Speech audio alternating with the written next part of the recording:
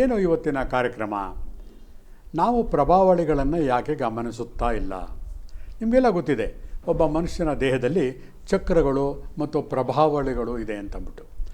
ಯಾವುದೋ ಒಂದು ಎಪಿಸೋಡಲ್ಲಿ ಚಕ್ರಗಳ ಬಗ್ಗೆ ನಾವು ಮಾತಾಡಿದ್ವು. ಈಗ ಪ್ರಭಾವಳಿಗಳನ್ನು ಹೇಳ್ತಾ ಹೋಗ್ತೀನಿ.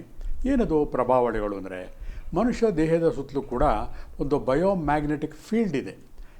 ಅಷ್ಟೇ ಯಾಕೆ, ಮನುಷ್ಯ ಬೇಡ, ನೀವು ಯಾವುದೇ ಒಂದು ಪ್ರಾಚೀನ ದೇವಸ್ಥಾನದ ವಿಗ್ರಹಗಳಿರ್ಬೋದು, ಗುರುಗಳ ವಿಗ್ರಹಗಳಿರ್ಬೋದು ಅಥವಾ ಫೋಟೋಗಳಿರ್ಬೋದು, ಅದರ ತಲೆಯ ಭಾಗವನ್ನು ನೋಡಿದಾಗ ಒಂದು ಬಿಳಿಯ ಬೆಳಕು, ಒಂದು ಚಂದ್ರನ ಬೆಳಕು ಹಿಂಬದಿಯಲ್ಲಿ ಕಾಣಿಸ್ತಾ ಇರುತ್ತೆ. ಅದೇ ಪ್ರಭಾವಳಿ.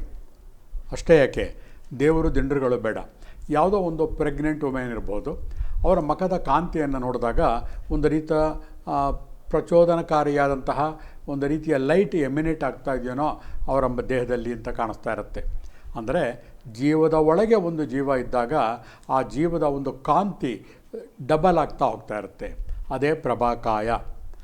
ಆ ಒಂದು ಶಕ್ತಿ ಒಳಗಡೆ ಹೊರಟೋದಾಗ ಆ ಪ್ರಭಾಕಾಯದ ಬೆಳಕು ಕೂಡ ಕಡಿಮೆ ಆಗ್ತಾ ಹೋಗ್ತಾ ಇರುತ್ತೆ. ನಾವು ಈಗೆಲ್ಲ ಆಧುನಿಕ ಯುಗ ಅಲ್ವಾ, ಈಗ ಹಳೆಯ ವಿಷಯಗಳನ್ನು ಹೇಳಿದ್ರೆ ಯಾರಿಗೂ ಇಷ್ಟ ಆಗೋದಿಲ್ಲ.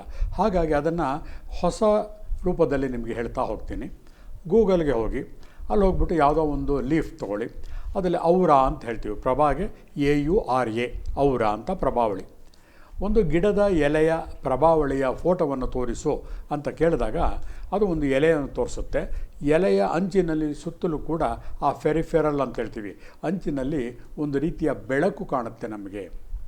ಅದೇ ಗಿಡವನ್ನು ಕಟ್ ಮಾಡಿಬಿಟ್ಟು ಕಾಂಡವನ್ನು ತಿರ್ಗಾ ಅದನ್ನು ಕೆರ್ಲಿಯನ್ ಕ್ಯಾಮ್ರಾ ಅಂತ ಇದೆ, ಅದರಲ್ಲಿ ಫೋಟೋ ಶೂಟ್ ಮಾಡಿದಾಗ ಅಥವಾ ಗೂಗಲಲ್ಲಿ ನೋಡಿದಾಗ ನಿಮ್ಗೆ ಗೊತ್ತಾಗುತ್ತೆ, ಒಂದು ಬೇರು ನಾರುಗಳಿರುವಂತಹ ಗಿಡದ ಎಲೆಯ ಪ್ರಭಾವಳಿಯೇ ಬೇರೆ, ಬುಡವನ್ನು ಅಥವಾ ಕಾಂಡವನ್ನು ಕಟ್ ಮಾಡಿದಾಗ ಅದರಲ್ಲಿ ಜೀವಸತ್ವ ಎಲ್ಲ ಸತ್ತೋಗಿರುತ್ತೆ, ಆ ಎಲೆಯ ಪ್ರಭಾವಳಿಯೇ ಬೇರೆ.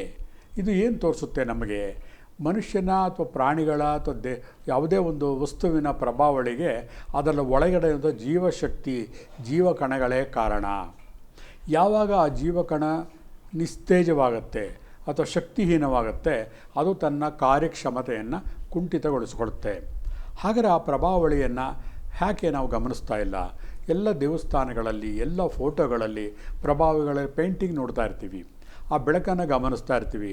ಆದರೆ ನಿಜ ಜೀವನದಲ್ಲಿ ಈ ಒಂದು ವೈಜ್ಞಾನಿಕ ಯುಗದಲ್ಲಿ ನಾವು ಅದನ್ನು ನಿರ್ಲಕ್ಷಿಸ್ತಾ ಇದ್ದೀವಿ. ಅದಕ್ಕೆ ನನಗೆ ಗೊತ್ತಾಗೋ ಹಾಗೆ 5 ವಿಷಯಗಳನ್ನು ನಾನು ಅಂದ್ಕೊಂಡಿದ್ದೀನಿ.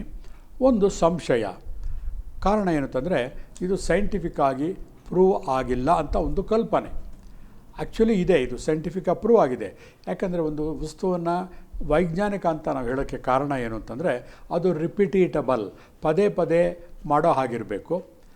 ಆಮೇಲೆ ಪ್ರತಿ ಸತಿ ಪ್ರಯೋಗ ಮಾಡಿದಾಗಲೂ ಕೂಡ ಅದು ನಮಗೆ ಫಲಿತಾಂಶವನ್ನು ಕೊಡಬೇಕು.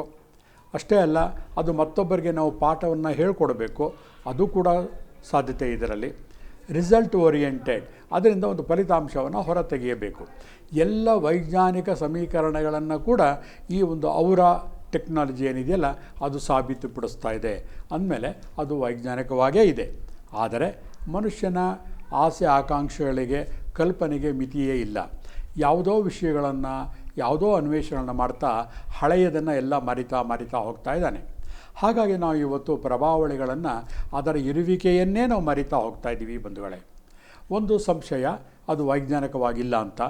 ಇನ್ನೊಂದು ಅರಿವಿನ ಕೊರತೆ. ಯಾವಾಗ ಒಂದು ವಿಷಯದ ಬಗ್ಗೆ ಅರಿವಿನ ಕೊರತೆ ಉಂಟಾಗತ್ತೆ, ಆ ಅರಿವಿನ ಕೊರತೆಯಿಂದಾಗ ಅದರ ಬಗ್ಗೆ ನಾಲೆಡ್ಜ್ ಇರೋದಿಲ್ಲ, ನಮಗೆ ವಿಜ್ಞಾನ ಆಗೋದಿಲ್ಲ. ಒಂದು ವಿಷಯ ವಿಜ್ಞಾನವಾಗಬೇಕಾದರೆ ಅದರ ನಾಲೆಡ್ಜ್ ಎಲ್ಲ ಕಡೆಗೆ ಹರಿದು ಹಂಚಿ ಪಬ್ಲಿಸಿಟಿ ಸಿಗಬೇಕು, ಎಲ್ಲ ಪ್ರವಚನಗಳಲ್ಲಿ ಅದು ಇನ್ಕ್ರೀಸ್ ಮಾಡ್ತಾ ಇರಬೇಕು. ಆವಾಗ ಮಾತ್ರ ಅದು ಎಲ್ಲ ರೀತಿಯ ಅರಿವನ್ನು ಕ್ರಿಯೇಟ್ ಮಾಡ್ತಾ ಹೋಗುತ್ತೆ. ಆಮೇಲೆ ಸಾಂಸ್ಕೃತಿಕ ವ್ಯತ್ಯಾಸಗಳು. ದೇಶಗಳ, ರಾಜ್ಯಗಳ, ದೇಶ ವಿದೇಶಗಳ ಸಾಂಸ್ಕೃತಿಕ ವ್ಯತ್ಯಯಗಳು ಕೂಡ ಈ ಒಂದು ಅರಿವಿನ ಕೊರತೆಗೆ ಕಾರಣ ಆಗಿರುತ್ತೆ. ಯಾವ ಒಂದು ದೇಶದಲ್ಲಿ ಈ ರೀತಿಯ ವಿಷಯಗಳಿಗೆ ಗಮನವನ್ನು ಕೊಡುವಂತಹ ಒಂದು ನಾಯಕತ್ವ ಇರುತ್ತಲ್ಲ, ಅಂತಹ ದೇಶಗಳಲ್ಲಿ ಈ ಥರ ಅರಿವು ಜಾಸ್ತಿ ಆಗ್ತಾ ಹೋಗ್ತಾ ಇರುತ್ತೆ. ಯಾವ ದೇಶದಲ್ಲಿ ಬರೀ ಅದರ ಮೌಲ್ಯಮಾಪನ ಬೇರೆಯ ದೃಷ್ಟಿಯಿಂದ ನೋಡ್ತಾರೆ, ಆವಾಗ ಇಂಥಕ್ಕೆ ಪ್ರಚಾರ ಸಿಗೋದಿಲ್ಲ. ನೇರವಾಗಿ ಹೇಳಬೇಕು ಅಂದರೆ ಯಾವ ವಿಷಯಕ್ಕೆ ಲಾಬಿ ಇರುತ್ತೋ ಆ ವಿಷಯ ಮಾತ್ರ ಈ ಸಾಂಸ್ಕೃತಿಕ ಪ್ರಪಂಚದಲ್ಲಿ ಹೊಸ ಹೊಸ ಅಲೆಯಾಗಿ ಬರ್ತಾ ಹೋಗ್ತಾ ಇರುತ್ತೆ. ಆ ಹೊಸ ಅಲೆಯಲ್ಲಿ ಕೊಚ್ಚಿಕೊಂಡು ಹೋಗದೇನೆ ಅವಶೇಷವೂ ಸಿಗದ ಹಾಗೆ ನಾಶವಾಗದೆ ಉಳ್ಕೊಂಡಿರುವಂತಹ ಈ ವಿದ್ಯೆ ಅಂತಂದರೆ ಔರ, ಅದೇ ಪ್ರಭಾವಳಿ. ಸಾಮಾನ್ಯವಾಗಿ ಸರ್ವಕಾಲೀನ ಜೀವನವು ಕೂಡ ಸಾಮಾನ್ಯವಾಗಿ ಕರ್ಮ, ಆರೋಗ್ಯ ಮತ್ತು ತಂತ್ರಜ್ಞಾನಕ್ಕೆ ಮಾತ್ರ ಒತ್ತು ನೀಡ್ತಾ ಇದ್ದಾರೆ. ಆಮೇಲೆ ವೈಯಕ್ತಿಕ ನಂಬಿಕೆಗಳು. ಎಷ್ಟೋ ಜನ ಕೇಳಿದಾಗ ಅಯ್ಯೋ ಇವೆಲ್ಲ ಎಲ್ಲಿ ವರ್ಕ್ ಆಗುತ್ತೆ ಬಿಡಿ, ಇವೆಲ್ಲ ಯಾಕಾಗುತ್ತೆ ಬಿಡಿ, ಹೀಗೆ ಹೇಳಿ ಹೇಳಿ ಹೇಳಿ ಬಹಳ ಸುಂದರವಾದ ಪ್ರಬುದ್ಧವಾದ ವೈಜ್ಞಾನಿಕ ಆಧಾರವುಳ್ಳಂತಹ ಈ ಒಂದು ಪ್ರಭಾವಳಿಯನ್ನು ನಾವು ನಿರ್ಲಕ್ಷಿಸ್ತಾ ಇದ್ದೀವಿ ಬಂಧುಗಳೇ. ಆದರೆ ನಿಜವಾಗ್ಲೂ ಇದೆ. ಅನ್ನಮಯ ಕೋಶ, ಪ್ರಾಣಮಯ ಕೋಶ, ವಿಜ್ಞಾನಮಯ ಕೋಶ, ಹೀಗೆ ಬೇರೆ ಬೇರೆ 7 ಥರದ ಕೋಶಗಳನ್ನು ನಮ್ಮ ಈ ಆತ್ಮಕ್ಕೆ ಹೊದಿಸಲಾಗಿದೆ. ಎಷ್ಟು ಚೆನ್ನಾಗಿದೆ ನೋಡಿ ಪರಿಕಲ್ಪನೆ. ಅದು ಬರೀ ಕಲ್ಪನೆ ಅಲ್ಲ, ಇದೇ ಸತ್ಯ. ಆದರೆ ಲಾಬಿ ಇಲ್ಲದೆಯೇ ಸಂಶಯವು ಜಾಸ್ತಿಯಾಗಿ ಅರಿವಿನ ಕೊರತೆಯಿಂದ ಸಾಂಸ್ಕೃತಿಕ ವ್ಯತ್ಯಾಸದಿಂದ ಇದರ ಪ್ರಚಾರ ಜನರಲ್ಲಿ ಆಗ್ತಾ ಇಲ್ಲ. ಆದ ಉದ್ದೇಶದಿಂದಲೇ ಈಗ ಬಸವ ಟಿ ವಿಯ ಈ ಕಾರ್ಯಕ್ರಮಗಳಲ್ಲಿ, ಆರೋಗ್ಯ ಮತ್ತು ಆಧ್ಯಾತ್ಮಿಕ ಕಾರ್ಯಕ್ರಮಗಳಲ್ಲಿ ಈ ವಿಷಯಗಳಿಗೆ ಹೆಚ್ಚು ಒತ್ತು ಕೊಡ್ತಾ ಇದ್ದೀವಿ.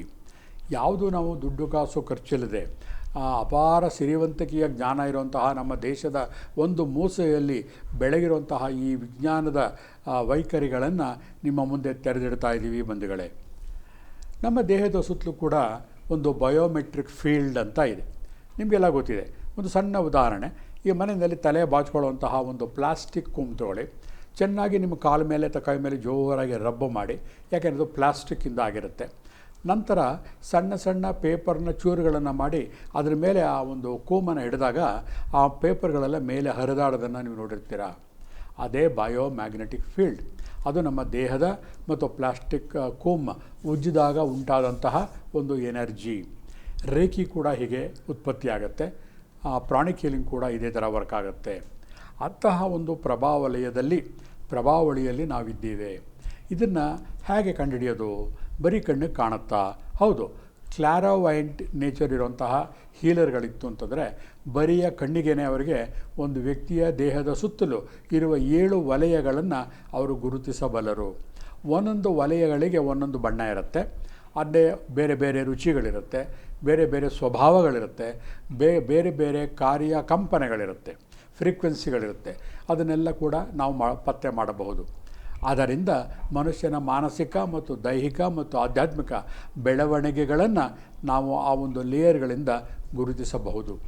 ಒಂದು ಅಧ್ಯಯನದ ಪ್ರಕಾರ ಮನುಷ್ಯ ದೇಹ ಸಾವನ್ನಪ್ಪಿದೆ ಅಂತ ನಾವು ಡಿಕ್ಲೇರ್ ಮಾಡಿದ್ರೂ ಕೂಡ ಈ ಹೊರಗಿನ ಕವಚಗಳು, ಔರಾಗಳು, ಪ್ರಭಾವಳಿಗಳು ಕೂಡ ನಾಶವಾಗೋದಿಲ್ಲ.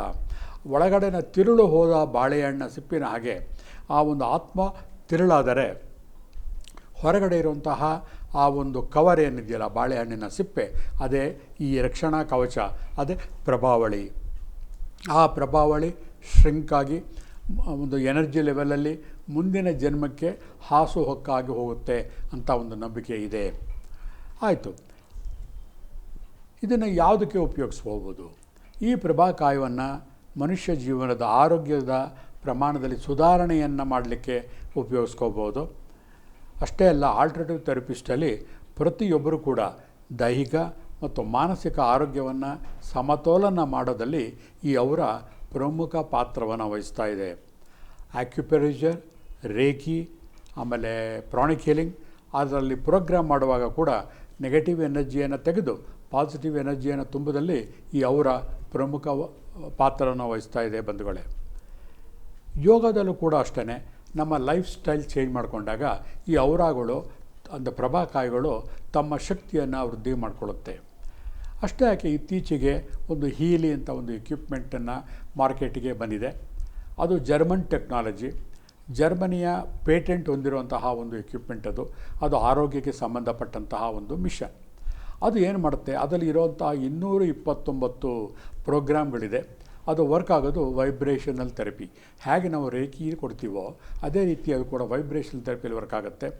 20 ಮಿಲಿಯನ್ ಜನರ ದೈಹಿಕ ತಪಾಸಣೆಯ ಒಂದು ಡೇಟಾ ಬ್ಯಾಂಕ್ ಅದರಲ್ಲಿರುತ್ತೆ. ನಮ್ಮ ದೇಹದ ಬಯೋಮೆಟ್ರಿಕ್ ಸಿಸ್ಟಮನ್ನು ಅನಲೈಸ್ ಮಾಡಿ 200 ಮಿಲಿಯನ್ ಜನರ ಆರೋಗ್ಯ ತಪಾಸಣೆಗೆ ಕಂಪೇರ್ ಮಾಡಿ ಅದರಲ್ಲಿರುವಂತಹ 229 ಪ್ರೋಗ್ರಾಮ್ಗಳನ್ನು ಅನಲೈಸ್ ಮಾಡಿ ನಮ್ಮ ಸುಧಾರಣೆಗೆ ಬೇಕಾದಂತಹ ಮುಖ್ಯ 5 ಪ್ರೋಗ್ರಾಮ್ಗಳನ್ನು ಅದು ನಮಗೆ ಸಜೆಸ್ಟ್ ಮಾಡುತ್ತೆ. ಅಷ್ಟೇ ಅಲ್ಲ, ಅದು ವರ್ಕ್ ಆಗೋದು ಆರ್ಟಿಫಿಷಿಯಲ್ ಇಂಟೆಲಿಜೆನ್ಸ್ ಒಂದು ತತ್ವದ ಮೇಲೆ. ಹಾಗಾಗಿ ನಾವು ಡಾಕ್ಟರ್ ಹತ್ರ ಹೋಗ್ಬಿಟ್ಟು ಹೊಟ್ಟೆ ನೋವು ತಲೆನೋವು ಅಂತ ನಾವೇನು ಹೇಳ್ತೀವಲ್ಲ, ಈ ಎಕ್ವಿಪ್ಮೆಂಟ್ ಇದ್ದಾಗ ನಾವು ಕಾಯಿಲೆಗಳನ್ನು ಹೆಸರಿಸಲೇಬೇಕಾಗಿಲ್ಲ. ನಮ್ಮ ದೇಹದಲ್ಲಿ ಬಯೋ ಎನರ್ಜೆಟಿಕ್ ಫೀಲ್ಡಲ್ಲಿ ಎಲ್ಲಿ ತೊಂದರೆ ಆಗಿದೆ, ಎಲ್ಲಿ ಅಸಮತೋಲನವಾಗಿದೆ ಅದೇ ಹೇಳುತ್ತೆ. ಅಷ್ಟೇ ಅಲ್ಲ, ಅದಕ್ಕೆ ಏನು ಪರಿಹಾರಗಳು, ಎಷ್ಟು ಹೊತ್ತು ಆ ಪ್ರೋಗ್ರಾಮ್ ರನ್ ಮಾಡಬೇಕು, ಔಷಧಿ ರಹಿತ ಚಿಕಿತ್ಸೆ, ಯಾವುದೇ ಔಷಧಿ ಏನು ತಗೊಳ್ದೇನೆ ಎನರ್ಜಿ ಲೆವೆಲಲ್ಲೇ ಹೇಗೆ ನಮ್ಮ ಆರೋಗ್ಯವನ್ನು ಸುಧಾರಿಸಬಹುದು ಅಂತ ಹೇಳುತ್ತೆ. ಇದನ್ನು ಯಾಕೆ ಹೇಳಿದೆ ಅಂತಂದರೆ, ಅದರಲ್ಲಿ ಒಂದು ಪ್ರೋಗ್ರಾಮ್ ಬರುತ್ತೆ ಔರಾ. ನೋಡಿ, ಮಾಡರ್ನ್ ಟೆಕ್ನಾಲಜಿಯಲ್ಲೂ ಕೂಡ ಔರಾಗೆ ಎಷ್ಟು ಪ್ರಾಮುಖ್ಯತೆಯನ್ನು ಕೊಟ್ಟಿದ್ದಾರೆ. ಒಂದು ವ್ಯಕ್ತಿಯ ಬಯೋಮ್ಯಾಗ್ನೆಟಿಕ್ ಫೀಲ್ಡನ್ನು ಅದಕ್ಕೆ ಚಾರ್ಜ್ ಮಾಡಿಬಿಟ್ಟು ಇಟ್ಟಾಗ ಔರಾ ಅಂತ ಒಂದು ಪ್ರೋಗ್ರಾಮ್ ಇದೆ, ರನ್ ಮಾಡಿದಾಗ ಅದು ಕಂಪ್ಲೀಟ್ 7 ಚಕ್ರಗಳಲ್ಲಿ ಯಾವ ಚಕ್ರಗಳು ಡಿಪ್ಲೀಟ್ ಆಗಿದೆ ಅಥವಾ ತೊಂದರೆಗಳಾಗಿದೆ, ಯಾವ ಔರಾ ಲೆವೆಲಲ್ಲಿ ದೋಷವಾಗಿದೆ ಎಲ್ಲವನ್ನು ಕೂಡ ಅದೇ ತೋರಿಸುತ್ತೆ. ಅಷ್ಟೇ ಅಲ್ಲ, ಮಾಡಿ ಪರಿಹಾರವೇನು, ಯಾವ ಔರಾ ಲೆವೆಲಲ್ಲಿ ಅದಕ್ಕೆ ನಾವು ಟ್ರೀಟ್ಮೆಂಟ್ ಕೊಡಬೇಕು ಅಂತ ಕೂಡ ತೋರಿಸುತ್ತೆ. ಅದರದ್ದೇ ಒಂದು ಸಂವೇದನಾ ಪ್ರಕ್ರಿಯೆಯಲ್ಲಿ ನಾವು ಅದನ್ನು ಚಾಲನೆ ಮಾಡಿದಾಗ ನಮ್ಮ ದೇಹದ ಬ್ಯಾಲೆನ್ಸ್ ಆಗ್ತಾ ಹೋಗುತ್ತೆ. ಯಾವಾಗ ನಮ್ಮ ದೇಹದಲ್ಲಿ ಎನರ್ಜಿ ಸಮತೋಲನವಾಗುತ್ತೋ ಒಳ್ಳೆಯ ನಿದ್ದೆ ಬರುತ್ತೆ. ಆಮೇಲೆ ಹಾರ್ಮೋನ್ಗಳು ಉತ್ಪತ್ತಿ ಆಗ್ತಾ ಹೋಗ್ತಿರುತ್ತೆ. ಇತ್ತೀಚಿನ ಒಂದು ಸಂಶೋಧನೆಯ ಪ್ರಕಾರ ಸ್ಟೆಮ್ ಥೆರಪಿ ಅಂತ ಮಾಡ್ತಾಯಿದ್ರು. ಅದನ್ನು ಈ ಡಯಾಬಿಟಿಕ್ ಪೇಷಂಟ್ಗಳ ಮೇಲೆ ಪ್ರಯೋಗ ಮಾಡಿದಾಗ ಅದನ್ನು ಕೂಡ ನಾವು ಗುಣಪಡಿಸಬಹುದು ಅಂತ ಇತ್ತೀಚಿನ ದಿನಗಳಲ್ಲಿ ತಿಂಗಳುಗಳೆಲ್ಲ ಬಂದಿರುವಂಥ ವರದಿಗಳು ಹೇಳ್ತಾ ಇವೆ. ಅಂದರೆ ಯಾವುದೋ ಒಂದು ಕಾಲದಲ್ಲಿ ಮಧುಮೇಹ ಬಂದರೆ ಔಷಧನೇ ಇಲ್ಲ ಅಂತ ಇದ್ದಂತಹ ಕಾಲದಲ್ಲಿ ನಮ್ಮ ಹಳೆಯ ಪದ್ಧತಿಯಾದ ಚರಕ ಸಂಹಿತಲ್ಲಿದ್ದಂತಹ ಆ ಸ್ಟೆಮ್ ಥೆರಪಿಯನ್ನು ಆಧಾರವಾಗಿಟ್ಟುಕೊಂಡು ಚೈನಾ ದೇಶದಲ್ಲಿ ಇವತ್ತು ಸಂಶೋಧನೆಯನ್ನು ಮಾಡಿ ಸಾಧ್ಯ ಇದೆ ಅಂತ ಅವರು ಓಪನ್ ಆಗಿ ಡಿಕ್ಲೇರ್ ಮಾಡಿದ್ದಾರೆ. ಅಂದರೆ ಯಾವುದನ್ನು ನಾವು ಹಳೆಯದು ಮೂಲ ಅಂತ ಹೇಳ್ತಾ ಇದ್ವಲ್ಲ, ಅದೇ ತಿರುಗಿ ಮರುಕಳಿಸ್ತಾ ಇದೆ. ಬೇರೆ ಬೇರೆ ಅವತಾರದಲ್ಲಿ, ಬೇರೆ ಬೇರೆ ಮಾರ್ಗದಲ್ಲಿ, ಬೇರೆ ಬೇರೆ ಚರಕ ಸಮಿತಿಯ ಮಾಡರ್ನ್ ಟೆಕ್ನಾಲಜಿಗಳಲ್ಲಿ ಈ ಥರ ಒಂದು ಆವಿಷ್ಕಾರಗಳಾಗಿ ದೇಹದ ಆರೋಗ್ಯಕ್ಕೆ ಬೇಕಾದಂತಹ ಸಮಸ್ಯೆಗಳು ದೂರ ಆಗ್ತಾ ಇದೆ ಬಂಧುಗಳೇ. ಹಾಗಾಗಿ ನಾವು ಪ್ರಭಾವಳಿಯನ್ನು ಏನು ನಿರ್ಲಕ್ಷಿಸ್ತಾ ಇದ್ದೀವಲ್ಲ, ಅದು ತಪ್ಪು ಅಂತ ಅನ್ನಿಸ್ಬೋದಲ್ವ. ನಾವು ನಮ್ಮ ಹಳೆಯ ವಿದ್ಯೆ ಆದಂತಹ ಈ ಚಕ್ರ ಇರಬಹುದು, ಪ್ರಭಾವಳಿ, ಅದರ ಬಗ್ಗೆ ಇನ್ನೂ ಸಾಕಷ್ಟು ಸಂಶೋಧನೆಗಳಾಗಬೇಕು. ಸಾಕಷ್ಟು ಇದೆ, ಹೊಸದಾಗಿ ಏನು ಆಗಬೇಕು ಅಂತೇನಿಲ್ಲ. ಆದರೆ 10 ಜನಕ್ಕೆ ಅದರ ಅವೇರ್ನೆಸ್ ಕ್ರಿಯೇಟ್ ಆಗಬೇಕು. ಅದಕ್ಕೆ ಏನು ಆವಾಗಲೇ ಹೇಳಿದೆ, ಅದನ್ನು ಪತ್ತೆ ಮಾಡೋದು ಹೇಗೆ ಅಂತಂದರೆ ಕೆರ್ಲಿಯನ್ ಫೋಟೋಗ್ರಫಿ. ಆ ಕೆರ್ಲಿಯನ್ ಫೋಟೋಗ್ರಫಿನಲ್ಲಿ ಒಬ್ಬ ವ್ಯಕ್ತಿಯ ದೇಹವನ್ನು ಫೋಟೋ ತೆಗೆದಾಗ ಅವನ ದೇಹದ ಹೊರ ಕವಚಗಳು ಏನಿದೆಯಲ್ಲ 7, ಅದು ಅದರ ಬಣ್ಣದ ಸಮೇತ ವಿತ್ ಫೋಟೋ ಬರುತ್ತೆ. ಇವತ್ತು ಟೆಕ್ನಾಲಜಿ ಎಷ್ಟು ಇಂಪ್ರೂವ್ಮೆಂಟ್ ಆಗಿದೆ ಅಂತಂದರೆ, ಯಾವುದೇ ಸಪೋಸ್ ಈಗ ಮನೋಮಯ ಕೋಶದಲ್ಲಿ ಏನೋ ದೋಷ ಇತ್ತು, ತಕ್ಷಣವೇ ಅದು ಮಾನಸಿಕವಾಗಿ ಮೆದುಳಿನಲ್ಲಿ ಯಾವ ನರನಾಡಿಗಳಲ್ಲಿ ತೊಂದರೆ ಇದೆ ಅಂತ ಒಂದು ಡಿಸೈನ್ ಮುಖಾಂತರ ಪಿಕ್ಚರ್ಸ್ ಆಯ್ತಾ ತೋರಿಸ್ಬಿಡುತ್ತೆ ನಮಗೆ. ಅಷ್ಟು ನಮ್ಮ ಟೆಕ್ನಾಲಜಿ ಇಂಪ್ರೂವ್ಮೆಂಟ್ ಆಗಿದೆ. ಆಮೇಲೆ ಇದನ್ನು ಯಾರ ಮೇಲೆ ಮಾಡ್ಬೋದು? ಜೀವಂತ ಮನುಷ್ಯರು ಮತ್ತು ಜೀವಂತ ಸಸ್ಯಗಳು. ಇದೇನು ಜೀವಂತ ಸಸ್ಯ ಅಂತ ಹೇಳ್ತೀರಾ ಅಂದರೆ, ಹೌದು, ಒಂದು ಸಸ್ಯ ಆರೋಗ್ಯವಾಗಿ ನಳನಳಿಸ್ತಾ ಇದ್ದಾಗ, ಬೇರು ನಾರುಗಳು ಚೆನ್ನಾಗಿದ್ದಾಗ, ಭೂಮಿಯಲ್ಲಿರುವಂತಹ ನೀರು ಮತ್ತು ಗೊಬ್ಬರಗಳನ್ನು ಹೀರುವಂತಹ ಶಕ್ತಿ ಇದ್ದಾಗ ಅದರ ಪ್ರಭಾವಳಿಯೇ ಬೇರೆ. ಅದನ್ನು ಕೂಡ ಕೆರ್ಲಿಯನ್ ಕ್ಯಾಮರಾ ಕ್ಲಿಕ್ ಮಾಡುತ್ತೆ. ಗೂಗಲಲ್ಲಿ ಹಾಕಿದಾಗ ಅದನ್ನು ನಾವು ನೋಡ್ಬೋದು. ಇನ್ನು ಮನುಷ್ಯನಿಗೆ ಬರುವಂಥದ್ದೇನು? ಮಾನಸಿಕ ಸಮಸ್ಯೆ, ಆಮೇಲೆ ದೇಹದ ಸಮಸ್ಯೆ, ಆತ್ಮದ ಸಮಸ್ಯೆ, ಆಮೇಲೆ ಕರ್ಮಗಳಿಂದ ಸಮಸ್ಯೆ. 3 ಥರ ಇರೋದು ಅವನಿಗೆ. ಮಾನಸಿಕ ಸಮಸ್ಯೆಯಲ್ಲಿ ಮೆಂಟಲ್ ಆರ್ ಫಿಸಿಕಲ್ ಅಂತ ಹೇಳ್ತೀವಿ. ಏನು ಸಮಸ್ಯೆ? ಮಾನಸಿಕ ಸಮಸ್ಯೆ, ಏನೋ ಬೇಜಾರು, ಏನೋ ದುಃಖದಲ್ಲಿರ್ತಾನೆ, ಅದು ಮಾನಸಿಕ ಸಮಸ್ಯೆ. ಆದರೆ ಆತ್ಮದ ಸಮಸ್ಯೆ ಕೂಡ ಇರುತ್ತೆ. ಆತ್ಮದು ಅಂತಂದರೆ ಯಾವುದೋ ಹಿಂದಿನ ಜನ್ಮದ ಒಂದು ನೆನಪು ಅವನಲ್ಲಿ ಕಾಡಿ ಅವನ DNA ಒಳಗಡೆ ಎಂಟರ್ ಆಗಿ ಅವನೇ ಗೊತ್ತಿಲ್ಲದ ಹಾಗೆ ಅವನು ನೋವನ್ನು ಅನುಭವಿಸ್ತಾ ಇರ್ತಾನೆ. ಉದಾಹರಣೆಗೆ, ಯಾವುದೋ ಒಂದು ಜನ್ಮದ ಕೊನೆಯ ದಿನಗಳಲ್ಲಿ ಅವನು ನೀರಿನಲ್ಲಿ ಬಿದ್ದು ಸಾವನ್ನಪ್ಪಿರ್ತಾನೆ. ಆ ನೆನಪು ಮರೆತು ಹೋಗಿರುತ್ತೆ. ಆದರೆ ನೆನಪಾಗಿ ಅವನ DNA ಇದ್ದಾಗ ಆ ಕೋಶಗಳಲ್ಲಿ ತುಂಬಿರುತ್ತಲ್ವ, ಮುಂದೊಂದು ಜನ್ಮವನ್ನು ತಾಳಿದಾಗ ಅವನಿಗೇ ಗೊತ್ತಿರೋದಿಲ್ಲ, ಮಾಯಾಜಾಲದಲ್ಲಿ ಮುಳುಗಿರ್ತಾನೆ. ಆದರೆ ಅವನ DNA ನೀರು ಕಂಡರೆ ಭಯ ಇರುತ್ತೆ. ಯಾರೋ ಒಬ್ಬರಿಗೆ ಹೈಟಿನ ಒಂದು ಭಯ ಇರುತ್ತೆ, ಅವರಿಗೆ ಮೇಲಿಂದ ನೋಡಿದ್ರೆ ಬಗ್ ನೋಡ್ತು ಅಂದರೆ ಭಯ ಆಗುತ್ತೆ, ಹೋದ ಜನ್ಮ ಎಲ್ಲೋ ಮೇಲಿಂದ ಬಿದ್ದು ಪ್ರಾಣವನ್ನು ಬಿಟ್ಟಿರ್ತಾರೆ. ಹೀಗೆ ಒಂದಕ್ಕೆ ಒಂದು ಕಾಕತಾಳೀಯ ಅಂತಂದರೂ ಕೂಡ ಎಷ್ಟೋ ಒಂದು ವೈಜ್ಞಾನಿಕ ಆಧಾರಗಳು ನಮಗೆ ಸಾಬೀತಾಗಿವೆ. ಇದು ಮಾನಸಿಕ ಸಮಸ್ಯೆ. ಇನ್ನು ದೈಹಿಕ ಸಮಸ್ಯೆ ನಿಮಗೆ ಗೊತ್ತೇ ಇದೆ. ನಮಗೆ ಗೊತ್ತಿರೋಂಥ ಯಾವುದೋ ಒಂದು ಕೇಸಲ್ಲಿ ಬೆಂಗಳೂರಿನ ಮಣಿಪಾಲ್ ಹಾಸ್ಪಿಟ್ಲಿಗೆ ಆಪರೇಷನ್ಗೆ ಬಂದಂತಹ ವ್ಯಕ್ತಿ ನಮ್ಮ ಕ್ಲಿನಿಕ್ಕಲ್ಲಿ ಯಾವುದೋ ಒಂದು ಟ್ರೀಟ್ಮೆಂಟ್ ಮಾಡಿದಾಗ ಆ ಸಮಸ್ಯೆ ದೂರ ಆಗಿತ್ತು. ಮತ್ತೆ ದುಡ್ಡು ಕೊಟ್ಟಿದ್ದೀವಲ್ಲ ಅಂತ ಅಲ್ಲಿ ಆಪರೇಷನ್ಗೆ ಹೋದಾಗ ಆ ತೊಂದರೆ ಇರಲಿಲ್ಲ ಅಲ್ಲಿ. ಅಂದರೆ ಯಾವುದಕ್ಕೂ ಕೂಡ ಒಂದೇ ಪರಿಹಾರವಲ್ಲ, ಎಷ್ಟೋ ನಾನಾ ಪರಿಹಾರಗಳಿರುತ್ತೆ. ಈಗ ನಮ್ಮ ಜನರಲ್ಲಿ ಏನಾಗ್ಬಿಟ್ಟಿದೆ ಅಂದರೆ, ಒಂದು ಮಾತ್ರ ನುಂಗ್ಬಿಟ್ರೆ ಹೊಟ್ಟೆನೋ ಹೋಗ್ಬಿಡಬೇಕು, ಒಂದು ಮಾತ್ರ ನುಂಗ್ಬಿಟ್ರೆ ತಲೆನೋ ಹೋಗ್ಬಿಡಬೇಕು, ಅಲ್ಲಿಗೆ ಅವರ ಬ್ರೈನು ಸೆಟ್ ಆಗಿಬಿಟ್ಟಿದೆ. ಯಾವುದೇ ಒಂದು ಪರ್ಯಾಯ ಚಿಕಿತ್ಸೆ ಆಗಲಿ ಮತ್ತೊಂದು ಚಿಕಿತ್ಸೆ ಆಗಲಿ ನಾವು ಮಾಡಿದಾಗ ಅವ್ರು ಮಾರನೇ ದಿವಸ ಬೆಳಗ್ಗೆ, ಇನ್ನು ಸಂಜೆ ಮಾಡಿಸ್ಕೊಂಡು ಹೋಗಿರ್ತಾರೆ, ಮಾರನೇ ದಿವಸ ಬೆಳಗ್ಗೆನೇ ಯೋಗರುಗಳೇ ಏನೂ ಆಗಲೇ ಇಲ್ಲ ಹಾಗೇ ಇದೆ. ಅಂದರೆ ಜನರಲ್ಲಿ ಕೂಡ ವಿಶ್ವಾಸ ಕಡಿಮೆ ಆಗ್ತಾಯಿದೆ. ಆಮೇಲೆ ಆತುರ ಜಾಸ್ತಿ ಆಗ್ತಾಯಿದೆ. ಒಂದು ಮೂಲದಲ್ಲಿರುವಂತಹ ತೊಂದರೆಗಳನ್ನು ನಿವಾರಣೆ ಮಾಡುವಂತಹ ಒಂದು ಸ್ಥಳಕ್ಕೆ ಬಂದಿದ್ದೀನಿ, ಅದಕ್ಕೆ ಸ್ವಲ್ಪ ಸಮಯವನ್ನು ಕೊಡೋಣ ಆಗುತ್ತೆ ಅಂತ ದೃಢ ನಂಬಿಕೆಯೇ ಯಾರಿಗೂ ಇಲ್ಲ. ಬರೀ ಜನರಿಗಲ್ಲ, ಒಂದೇ ಕುಟುಂಬದಲ್ಲಿ ಹೆಂಡತಿಗೆ ನಂಬಿಕೆ ಇದ್ದರೆ ಗಂಡನಿಗೆ ಇಲ್ಲ, ಗಂಡನಿಗೆ ನಂಬಿಕೆ ಇದ್ದರೆ ಹೆಂಡತಿಗೆ ಇಲ್ಲ. ಹೀಗಿದ್ದಾಗ ಯಾವ ವಿದ್ಯೆ ತಾನೇ ಅವರಿಗೆ ನಾಟುತ್ತೆ ಹೇಳಿ? ನಂಬಿಕೆ ಒಂದು ಗಾದೆನೇ ಇದೆ, ನಂಬಿದರೆ ದೇವರು ನಂಬಿ ಅಥವಾ ದೆವ್ವನಾರು ನಂಬಿ ಯಾರು ಒಬ್ಬರು ನಂಬಬೇಕು. ನಂಬಿಕೆನೇ ಇಲ್ಲದಿದ್ದಾಗ ಏನಾಗುತ್ತೆ, ಪ್ಲಾಸಿಬೋ ಎಫೆಕ್ಟ್ ಅಂತ ಹೇಳ್ತೀವಿ. ಯಾವ ಮಾತ್ರೆಗಳು ಕೂಡ ನಮಗೆ ಬರೋದಿಲ್ಲ. ದೈನಂದಿನ ಜೀವನದಲ್ಲಿ ಸುಮ್ಮನೆ ಮಾತಾಡ್ತಾ ಇರ್ತೀವಿ, ಮಾಮೂಲಿ ಮನೆಯಲ್ಲಿ ಮಾಡೋದನ್ನೇ ಮಾಡ್ತಾ ಇರ್ತೀವಿ. ಅದಕ್ಕೆ ಒಂದು ಗಾದೆ ಹೇಳ್ತಾರೆ, ಮನೇಲಿ ಮಾಡೋದು ಬದನೆಕಾಯಿ ಪಲ್ಯ, ಹೊರಗಡೆ ಮಾಡೋದು ತುಳಸಿ ಪೂಜೆ ಅಂತಂದ್ಬಿಟ್ಟು. ಎಷ್ಟೇ ತುಳಸಿ ಪೂಜೆಗಳನ್ನು ಮಾಡಿದ್ರೂ ಕೂಡ ಮನೇಲಿ ಮಾಡೋದನ್ನೇ ಇಷ್ಟ ಬಂದು ತಿಂದು ಕೊಳಕು ಪದಾರ್ಥಗಳನ್ನು ತಿಂತಿರುವ ಆರೋಗ್ಯ ಹೆಂಗೆ ಸುಧಾರಿಸುತ್ತೆ? ಹಾಗಲ್ಲ. ಕಾಯ ವಾಚ ಮನಸ, ನಮ್ಮ ಬಸವಣ್ಣವರು ಹೇಳ್ದಂಗೆ ನಾವು ಎಲ್ಲ ರೀತಿಯಲ್ಲೂ ಪರಿಶುದ್ಧವಾಗಿದ್ದಾಗ ಮಾತ್ರ ನಮಗೆ ಎಲ್ಲ ರೀತಿಯಲ್ಲೂ ಕೂಡ ಸಂತೋಷ, ಆಮೇಲೆ ನಮ್ಮ ಆರೋಗ್ಯ ಸುಧಾರಣೆ ಎಲ್ಲವೂ ಆಗುತ್ತೆ. ಎಲ್ಲ ವಚನಗಳನ್ನು ಕೇಳ್ತೀವಿ. ಇವತ್ತು ಏನಾಗ್ತಾಯಿದೆ ಅಂತಂದರೆ, ಎಲ್ಲ ವಚನಗಳು ಕೂಡ ಬರೀ ಪ್ರಚಾರಕ್ಕೆ ಮಾತ್ರ ನಾವು ಬಳಸ್ಕೊತಾ ಇದ್ದೀವಿ. ಯಾವುದೋ ಒಂದು ಕಾರ್ಯಕ್ರಮಗಳಲ್ಲಿ ವಚನಗಳನ್ನು ಉಲ್ಲೇಖ ಮಾಡೋದು, ಯಾವುದೋ ಭಾಷಣಗಳಲ್ಲಿ ವಚನಗಳನ್ನು ಉಲ್ಲೇಖ ಮಾಡೋದು, ಆದರೆ ನಿಜ ಜೀವನದಲ್ಲಿ ಒಂದನ್ನು ಕೂಡ ನಾವು ಪಾಲಿಸ್ತಾ ಇಲ್ಲ. ಯಾಕೆ? ಬೇಕಿಲ್ಲ. ಅದರ ಉದ್ದೇಶ ಬರೀ ಪ್ರಚಾರಕ್ಕಾಗ್ತಾಗಿದೆ. ಯಾವಾಗ ನಾವು ಪ್ರಚಾರವನ್ನು ನಿಲ್ಲಿಸಿ ನಮ್ಮ ಅಂತರ್ಜ್ಞಾನಕ್ಕೋಸ್ಕರ ಅಂತರ್ಯಾನ ಮಾಡಿ ಮಾನಸಿಕ ಅಭಿವೃದ್ಧಿಗೆ ಈ ಒಂದು ವಿಷಯಗಳನ್ನು ಬಳಸ್ಕೋತೀವೋ ಆವಾಗ ನಮ್ಮ ಪ್ರಭಾವಳಿಯ ಶಕ್ತಿ ಜಾಸ್ತಿ ಆಗ್ತಾ ಹೋಗುತ್ತೆ. ಎಷ್ಟೋ ಸತಿ ಹೇಳ್ತಾ ಇರ್ತೀವಿ, ಈ ಬುದ್ಧ ಇರುವಂಥ ನಾಡಿನಲ್ಲಿ ಆ ಜಾಗಕ್ಕೆ ಹೋದರೆ ಸಾಕು 2-3 ಮೀಟರ್ ದೂರದಲ್ಲೇ ಏನೋ ಒಂದು ರೀತಿ ಶಾಂತಿಯ ವಾತಾವರಣ ಬರುತ್ತೆ. ಅಂದರೆ ಆ ಕಾಲದಲ್ಲಿ ಮಾಡಿದ ಬುದ್ಧನ ಒಂದು ಮೆಡಿಟೇಷನ್ ಇರ್ಬೋದು, ಅವನ ಶಕ್ತಿ ಇರಬಹುದು. ಆ ಒಂದು ಶಕ್ತಿಯ ಪ್ರಭಾವಲಯ ಎಷ್ಟು ದೊಡ್ಡದಾಗಿತ್ತು ಅಂತಂದರೆ ಕೆಲವು ಮೀಟರ್ವರೆಗೂ ಕೂಡ ಇರುತ್ತೆ. ಇವತ್ತು ನಮ್ಮ ಪ್ರಭಾವಲಯಗಳು ಎಷ್ಟಿದೆ ಅಂತಂದರೆ 5-6 ಇಂಚುಗಳು ಮಾತ್ರ ಇರುತ್ತೆ.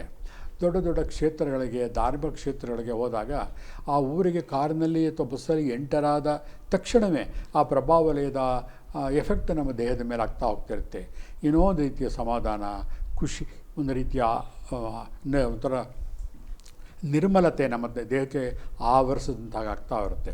ಅದನ್ನೇ ಪ್ರಭಾವಲಯಗಳು ಅಂತ ಹೇಳೋದು. ಇನ್ನು ಕರ್ಮಗಳಿಂದ ಸಮಸ್ಯೆ. ಕರ್ಮಗಳು ಅಂದ್ರೇನು? ಇನ್ನೊಬ್ಬರನ್ನ ಕಳಬೇಡ, ಕೊಲಬೇಡ, ಹುಸಿಯ ನುಡಿಯಲು ಬೇಡ ಕೇಳಿದಿರಲ್ವ? ಅದೇ ಕರ್ಮಗಳು. ಅಂದರೆ ನಾವೆಲ್ಲ ಮಾಡೋದು ಇನ್ನೊಬ್ಬರಿಗೆ ಮೋಸ ಮಾಡೋದು, ಅಂದ ಚಂದಗಳನ್ನು ಮಾಡ್ತಾ ಇನ್ನೊಂದು ವ್ಯಕ್ತಿಯ ದುಡ್ಡನ್ನು ಅಪಹರಿಸೋದು, ಅಥವಾ ವೈಯಕ್ತಿಕ ಮಾನ ಮರ್ಯಾದೆಗಳನ್ನು ಅಪಹರಿಸೋದು, ಇನ್ನೊಬ್ಬರ ಆಸ್ತಿ ಪಾಸ್ತಿಗಳನ್ನು ಹೊಡೆಯೋದು. ಇವೆಲ್ಲ ಮಾಡಿದಾಗ ಏನಾಗುತ್ತೆ ಅಂತಂದರೆ ಕರ್ಮಗಳು ಉದ್ದಾಗುತ್ತೆ. ಮನುಷ್ಯರಿಗೆ ಮೋಸ ಮಾಡ್ಬೋದು, ವ್ಯಕ್ತಿಗಳಿಗೆ ಮೋಸ ಮಾಡ್ಬೋದು. ಪದೇ ಪದೇ ನಮ್ಮ ನಾಲಿಗೆಯ ಒಂದು ಹರಿತದಿಂದ ಅಥವಾ ನಮ್ಮ ಕೈ ಬಲದಿಂದ, ಮಾನಸಿಕ ಬಲದಿಂದ, ವಾಕ್ಚಾತುರ್ಯದಿಂದ ಬೇರೆಯವರಿಗೆ ಮೋಸವನ್ನು ಮಾಡ್ಬೋದು ಸ್ನೇಹಿತರೆ. ಆದರೆ ಮೇಲೊಬ್ಬ ಇರ್ತಾನೆ, ಹೈಯರ್ ಸೆಲ್ಫ್ ಅಂತ, ಅಲ್ಲಿ ಎಲ್ಲ ರೆಕಾರ್ಡ್ ಆಗ್ತಾ ಹೋಗ್ತಾ ಇರುತ್ತೆ. ಎಲ್ಲರೂ ಹೇಳ್ತಾರೆ ಒಬ್ಬ ಚಿತ್ರಗುಪ್ತ ಮೇಲೆ ಬರ್ಕೋತಾ ಇದ್ದಾನೆ ಅಂತ. ಚಿತ್ರಗುಪ್ತ ಅಂದರೆ ಬೇರೆ ಯಾರೂ ಇಲ್ಲ, ನಮ್ಮ ಮೆದುಳಿನಲ್ಲಿರುವಂಥ ಮಸ್ತಿಷ್ಕಗಳು, ಬಲ ಮೆದುಳು ಮತ್ತು ಎಡ ಮೆದುಳು ಎರಡೂ ಕೂಡ ರೆಕಾರ್ಡಿಂಗ್ ಆಗ್ತಾ ಇರುತ್ತೆ. ಬಲ ಮೆದುಳಿನಲ್ಲಿ ಇಮ್ಯಾಜಿನೇಷನ್ಗಳೆಲ್ಲ ರೆಕಾರ್ಡ್ ಆದರೆ, ಎಡಗಡೆಯ ಮೆದುಳಿನಲ್ಲಿ ಲಾಜಿಕ್, ತರ್ಕಶಾಸ್ತ್ರಗಳು 2+2 = 4 ಅದು ಎಡಗಡೆ ರೆಕಾರ್ಡ್ ಆಗುತ್ತೆ. ಯಾವಾಗ ನಾವು ಹಳ್ಳಿ ಬಿಟ್ಟು ಜೀವನವನ್ನು ನಡೆಸ್ತೀವಿ, ಹಳಿ ತಪ್ಪಿ ರೈಲಿನ ಹಳಿ ತಪ್ಪಿ ಹಾಗೆ ಕೆಳಗೆ ಬೀಳುತ್ತೋ ಹಾಗೆ ನಾರ್ಮಲ್ ಲೈಫ್ ನಡೀದೇನೆ ತುಂಬ ಅದ್ಭುತವಾಗಿ ಇನ್ನೊಬ್ಬರ ತಲೆ ಒಡೆದು ಇನ್ನೊಬ್ಬರಿಗೆ ಹಿಂಸಿಸಿ ಮಾಡಿ ನಾವು ಜೀವನ ನಡೆಸಿದಾಗ ಅವೆಲ್ಲ ಅಲ್ಲಿ ರೆಕಾರ್ಡ್ ಆಗಿರುತ್ತೆ. ಬಡ್ಡಿ ಸಮೇತ ಈ ಜನ್ಮದಲ್ಲೇ ಇಲ್ಲೇ ಅದನ್ನು ನಾವು ತೀರಿಸಿ ಹೋಗಬೇಕಾಗತ್ತೆ. ಆವಾಗಲೇ ಮನುಷ್ಯ ಕರ್ಮಫಲ ಸಿದ್ಧ ಅಂತ ಹೇಳ್ತಾನೆ. ನೋಡಿ, ಎಷ್ಟೋ ಜನ ಹಾಸ್ಪಿಟ್ಲಿಗೆ ಅಡ್ಮಿಟ್ ಆಗಿರ್ತಾರೆ, ಎಲ್ಲ ಥರ ಟ್ರೀಟ್ಮೆಂಟ್ಗಳಾಗಿರುತ್ತೆ, ಏನಾದರೂ ಕೂಡ ಡಾಕ್ಟ್ರುಗಳಿಗೆ ಏನು ಕಾಯಿಲೆ ಅಂತಲೇ ಗೊತ್ತಾಗಿರೋದಿಲ್ಲ. ಕೊನೆಗೆ ಅವ್ರಿಗೆ ಬೇಜಾರಾಗ್ಬಿಟ್ಟು ಯಾವುದೋ ಇಂಜೆಕ್ಷನ್ ಕೊಡೋದನ್ನು ಇನ್ಯಾವುದೋ ಕೊಟ್ಟು ಕೊನೆಗೆ ಆ ಮನುಷ್ಯನ ಕೋಮಾ ಸ್ಟೇಜ್ಗೆ ಹೋಗಿ ಕೊನೆಗೆ ವೆಂಟಿಲೇಟರ್ ಹಾಕ್ತು ಅಂತಂದರೆ ಖಂಡಿತ ಗೊತ್ತು ನಮಗೆ ಈಚೆ ಬರೋದು ಮನುಷ್ಯ ಅಲ್ಲ, ಅವನ ಮೃತದೇಹ. ಇದು ಕರ್ಮ ಸಿದ್ಧಾಂತ. ನಮ್ಮ ದೃಷ್ಟಿಯಲ್ಲಿ ನಾವು ಬೈಬೋದು ಡಾಕ್ಟ್ರನ್ನ, ಅವ್ರನ್ನ, ಇವ್ರನ್ನ. ಇಲ್ಲ, ಕಾರಣ ಆ ವ್ಯಕ್ತಿ ಮರಣಿಸಿದ ವ್ಯಕ್ತಿಯ ಕರ್ಮನೇ ಆಗಿರುತ್ತೆ. ಯಾವ ವ್ಯಕ್ತಿಯ ಕರ್ಮ ಸಿದ್ಧಾಂತದಲ್ಲಿ ಅವನು ಬಲಯುತನಾಗಿರ್ತಾನೋ ಅವನ್ನ 10 ಮಹಡಿಯಿಂದ ಕೆಳಗೆ ಹಾಕಿದ್ರೂ ಕೂಡ ಅವನಿಗೆ ಸಾವು ಬರೋದಿಲ್ಲ. ಸ್ನೇಹಿತರೆ, ನೀವೇ ನೋಡಿ, ನಿಮ್ಮ ಮನೆಯಲ್ಲಿ ಹತ್ತಿರ ಇರುವಂಥ ಯಾವುದೋ ನರ್ಸಿಂಗ್ ಹೋಮ್ ನೋಡಿ, 90-95 ವಯಸ್ಸಾಗಿರುವಂಥ ವ್ಯಕ್ತಿಗಳಿರ್ತಾರೆ. ಅವರಿಂದ ಯಾರಿಗೂ ಉಪಯೋಗ ಇರೋದಿಲ್ಲ, ಅವ್ರಿಗೂ ಕೂಡ ಜೀವನ ನಡೆಸಲು ಕಷ್ಟ ಆಗ್ತಿರುತ್ತೆ, ಆದರೆ ಸಾವು ಬರೋದಿಲ್ಲ. ಆದರೆ ಯಾವುದೋ ಒಂದು 30-40 ವರ್ಷದ ಹುಡುಗ ಚೆನ್ನಾಗಿ ಕುಡಿಯುವುದನ್ನು, ಕೆಟ್ಟ ಚಟಗಳನ್ನು ಅಭ್ಯಾಸ ಮಾಡ್ಕೊಂಡಿರ್ತಾನೆ, ಅವನಿಗೆ 30-40ರಲ್ಲೇ ಸಾವು ಬಂದು ಅಡರುತ್ತೆ. ಅಂದರೆ ಕಾರಣ ನಮ್ಮ ಕರ್ಮಗಳಿಗೆ ಫಲಕ್ಕೆ ನಾವೇ ಅಧಿದೇವತೆಗಳು. ನಾವು ಯಾರನ್ನು, ಬೇರೆಯವ್ರನ್ನ ಹೇಗೆ ಪ್ರೀತಿಸ್ತೀವಿ ಅದಕ್ಕೆ ಹೇಳ್ತೀವಿ. ಪ್ರೀತಿ ಮತ್ತು ಪ್ರೇಮಕ್ಕೆ 2 ವಾಕ್ಯಗಳಿವೆ. ಕೆಲವರು ಕೇಳ್ತಾರೆ, ಪ್ರೀತಿ ಪ್ರೇಮ ಎರಡೂ ಒಂದೇ, ಅದರಲ್ಲಿ ಏನಿದೆ ಅಂತ. ಇಲ್ಲ ಬಂಧುಗಳೇ, ಬಹಳ ಸುಲಭವಾಗಿ ಹೇಳಬೇಕು ಅಂತಂದರೆ, ನಾನೊಬ್ಬ ತಂದೆ ಆಗಿರ್ತೀನಿ. ನನ್ನ ಮಗಳು ಶಾಲೆಯಿಂದ ಬಂದಿರ್ತಾಳೆ, PUC ಓದ್ತಾ ಇರ್ತಾಳೆ. ಅವಳು ಬಂದ ತಕ್ಷಣ ನಾನು ಅವಳನ್ನ ಹಗ್ ಮಾಡಿ ಕೆನ್ನೆಗೆ ಮುತ್ತು ಕೊಟ್ಟು ತಲೆಯನ್ನು ನೇವರಿಸ್ತೀನಿ. ಅದು ತಂದೆ ಮಗಳ ಬಾಂಧವ್ಯ, ಅದು ನಿಜವಾದ ಪ್ರೀತಿ. ಪ್ರೇಮ ಅಂತಂದಾಗ ಬೇರೆಯ ಒಂದು ಹೆಣ್ಣನ್ನು ನಾನು ಆಸೆ ಪಟ್ಟಾಗ ಅದು ಪ್ರೇಮ ಆಗುತ್ತೆ. ಪ್ರೇಮದಲ್ಲಿ ಕಾಮುಕತೆ ಇರುತ್ತೆ. ಇದನ್ನು ಯಾಕೆ ಹೇಳ್ತಾ ಇದ್ದೀನಿ ಅಂದರೆ, ನಮ್ಮ ದೇಹದ ಪ್ರಭಾವಲಯ ನಾವು ಯೂನಿವರ್ಸಲ್ ಲವರ್ ಆಗಿರಬೇಕು, ವಿಶ್ವಮಾನ್ಯರಾಗಿರಬೇಕು ಅಂತಂದರೆ ತಾಯಿಯ ಮಗಳ ಸಂಬಂಧದಲ್ಲಿ ನಾವು ಏನು ಪ್ರೀತಿ ಮಾಡ್ತೀವಲ್ಲ ಆ ರೀತಿ ಪ್ರೀತಿಯನ್ನು ನಾವು ಎಲ್ಲ ಕಡೆ ಹಂಚಿದಾಗ ನಮ್ಮ ಪ್ರಭಾವಳಿ ಸ್ಟ್ರಾಂಗ್ ಆಗಿರುತ್ತೆ. ನಮ್ಮನ್ನು ಯಾರು ಕೂಡ ಏನೂ ಮಾಡೋಕ್ಕೆ ಸಾಧ್ಯ ಇಲ್ಲ. ಯಾವ ವ್ಯಕ್ತಿಯ ಪ್ರಭಾವಳಿ ಬಲಯುತವಾಗಿರುತ್ತೋ ಆ ವ್ಯಕ್ತಿಗೆ ಬ್ಲ್ಯಾಕ್ ಮ್ಯಾಜಿಕ್ ಕೂಡ ಎಫೆಕ್ಟ್ ಆಗೋದಿಲ್ಲ, ನಜರ್ ಕೂಡ ಎಫೆಕ್ಟ್ ಆಗೋಲ್ಲ. ಯಾಕಂದರೆ ಅವನ ಮನಸ್ಸೇ 10 ಜನಕ್ಕೆ ಸೇರಿದ್ದು, ಎಲ್ಲರನ್ನೂ ಇಷ್ಟಪಡ್ತಾನೆ, ಯಾರನ್ನೂ ಕೂಡ ಕ್ರಿಟಿಸೈಸ್ ಮಾಡೋದಿಲ್ಲ. ಅಂದರೆ ಸುಮ್ಮನೆ ಅನ್ನೋದು ಮಾಡೋದು ಇವೆಲ್ಲ ಮಾಡೋಕ್ಕೋಗೋದಿಲ್ಲ.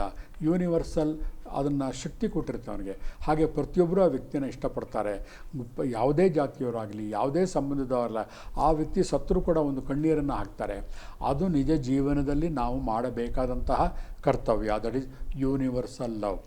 ಕರ್ಮಗಳಿಂದ ಮುಕ್ತವಾಗಿ ದೈಹಿಕ ಸಮಸ್ಯೆಗಳನ್ನು ಕಡಿಮೆ ಮಾಡಿಕೊಂಡು ಮಾನಸಿಕ ಸಮಸ್ಯೆಗಳನ್ನ ಕಡಿಮೆ ಮಾಡ್ಕೋಬೇಕು ಅಂದಾಗೆ ನಮಗಿರುವ ಒಂದೇ ದಾರಿ ಅಂದರೆ ಯೂನಿವರ್ಸಲ್ ಲವ್. ಪ್ರತಿಯೊಬ್ಬರು ಯಾರೇ ಸಹಾಯ ಮಾಡಲಿ ಅವರಿಗೆ ಒಂದು ಥ್ಯಾಂಕ್ಸನ್ನು ಹೇಳಬೇಕು. ಅಷ್ಟೇ ಅಲ್ಲ, ಯಾವುದೇ ವ್ಯಕ್ತಿಗಳು ಬಂದಾಗ ನಮ್ಮ ಕೈಲಾದಷ್ಟು ಸಹಾಯವನ್ನು ಯಾವುದೇ ಅಂಕೆ ಶಂಕೆಗಳಿಲ್ದಾಗೆ, ಒಳಗೆ ಹಿಡನ್ ಅಜೆಂಡಾ ಇಲ್ಲದೇ ಧಾರಾಳವಾಗಿ ಮಾಡಿದಾಗ ಯೂನಿವರ್ಸಲ್ ಅವರಿಗೆ ಆಶೀರ್ವಾದವನ್ನು ಮಾಡ್ತಾ ಇರುತ್ತೆ. ಅಷ್ಟೇ ಅಲ್ಲ, 10 ಕೊಟ್ಟರೆ ನಿಮಗೆ 100 ಪಟ್ಟು ವಾಪಸ್ಸು ಪಡಿತೀರಾ. ಕೊಡುವಾಗಲೇ ನೀವು ಅದನ್ನು ಚೌಕಾಸಿ ಮಾಡಿದಾಗ ದೇವರು ಕೂಡ ನಿಮಗೆ ಕೊಡೋದರಲ್ಲಿ ಅರ್ಧಕ್ಕೆ ಅರ್ಧ ಕಟ್ ಮಾಡಿ ನಿಮ್ಮನ್ನು ಕೆಳಗೆ ತಳ್ತಾನೆ. ಬಂಧುಗಳೇ, ನಮ್ಮ ದೇಹದಲ್ಲಿ ಪ್ರಭಾವಲಯದ ಜೊತೆಗೆ ಅಟ್ಯಾಚ್ ಆಗಿರುವಂತಹ ಇನ್ನು 3 ಭಾಗಗಳಿವೆ. ಅದು ಇಡ, ಪಿಂಗಳ ಮತ್ತು ಸುಷುಮ್ನ. ನಮ್ಮ ಕತ್ತಿನ ಹಿಂಭಾಗದಲ್ಲಿ ಬೆನ್ನ ಹುರಿಯ ಮಧ್ಯದಲ್ಲಿ ನೇರವಾಗಿ ಬರೋದೆ ಸುಷುಮ್ನ, ಎಡಭಾಗದಲ್ಲಿರೋದು ಇಡ, ಬಲಭಾಗದಲ್ಲಿರೋವಂಥದ್ದು ಪಿಂಗಳ. ಇದೆಲ್ಲವೂ ಕೂಡ ಪ್ರಭಾವಲಯಕ್ಕೆ ಸಂಬಂಧಪಟ್ಟಿದ್ದು. ಯಾವಾಗ ನಮ್ಮ ಪ್ರಭಾವಲಯವನ್ನು ಶುದ್ಧೀಕರಣಗೊಳಿಸಿ ಉಪ್ಪು ನೀರು ಸ್ನಾನವನ್ನು ಮಾಡಿ ಓಂಕಾರವನ್ನು ಹೇಳ್ತಾ ಧ್ಯಾನವನ್ನು ಮಾಡ್ತಾ ಪೆಂಡುಲಮ್ ಉಪಯೋಗದಿಂದ ಚಕ್ರಗಳ ಶುದ್ಧೀಕರಣ ಮಾಡ್ಕೋತೀವೋ, ಋಣಾತ್ಮಕ ಶಕ್ತಿಗಳನ್ನು ಉಚ್ಚಾಟನೆ ಮಾಡಿದಾಗ ನಮ್ಮ ಪ್ರಭಾವಲಯ ಸ್ಟ್ರಾಂಗ್ ಆಗುತ್ತೆ. ಯಾರು ಕೂಡ ನಿಮ್ಮನ್ನು ತಡೆಯೋಕ್ಕೆ ಸಾಧ್ಯ ಇಲ್ಲ. BP, ಟೆನ್ಷನ್ನು ಎಲ್ಲವೂ ಕೂಡ ಹೋಗಿ ಒಂದು ಪ್ರಪಂಚಕ್ಕೆ ಯೋಗ್ಯವಾದ ವ್ಯಕ್ತಿ ಆಗ್ತಾ ಹೋಗ್ತೀರ. ಹಾಗಾಗಿ ಬೇರೆ ಬೇರೆ ಟೆಕ್ನಿಕ್ಗಳನ್ನು ಉಪಯೋಗಿಸಿ ನಿಮ್ಮ ಪ್ರಭಾವಲಯನ್ನು ಶಕ್ತಿಯುತವಾಗಿ ಮಾಡಿ